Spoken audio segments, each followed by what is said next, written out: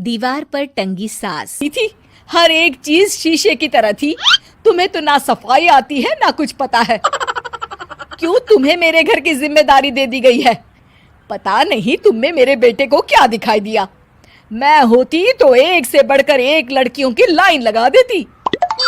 अब संगीता को समझने में देर नहीं लगी कि ये आवाज किसी और की नहीं बल्कि उसकी सास की है जो दीवार पर टंगी है। वो उसके पास जाती है और कहती है, नमस्ते सासू माँ, मुझे तो कल ही लग रहा था कि दीवार में कुछ काला है। वो दीवार नहीं दाल होती है पगली। सही पकड़े हैं सासू माँ। तो क्या हो गया आपको जो आप यहाँ भी चैन से नहीं बैठी हैं? सुना मैंने आपका व्यवहार काफी गुस्से वाला था। चुप रह तू, ज्यादा बकर बकर ना कर।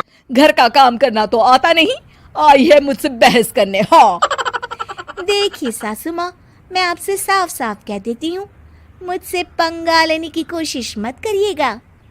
तभी पीछे से संगीता का पति आता है। अरे संगीता, किससे बात कर रही हो? कौन है वहां? संगीता की सास की फोटो फिर से पहले जैसी हो जाती है। आपकी माँ से कह रही थी कि मुझे काम करना आता। अरे संगीता, माना सास के ताने हर बहू को अच्छे लगते हैं, लेकिन यहाँ तो माँ है ही नहीं।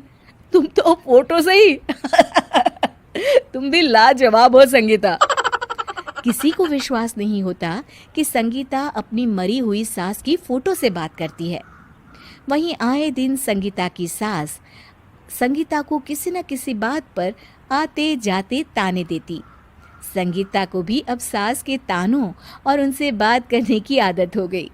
वो कभी खानदान की कहानी तो कभी तीज त्योहार कैसे मनाए या किसी व्यंजन की रेसिपी सास से ही पूछती।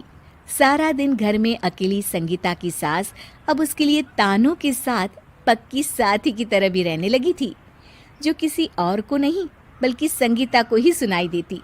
तो देखा आपने, सास बहू का रिश्ता हर रिश्ते से ऊपर होता है, फिर चाहे वो खट्टा हो या मीठा।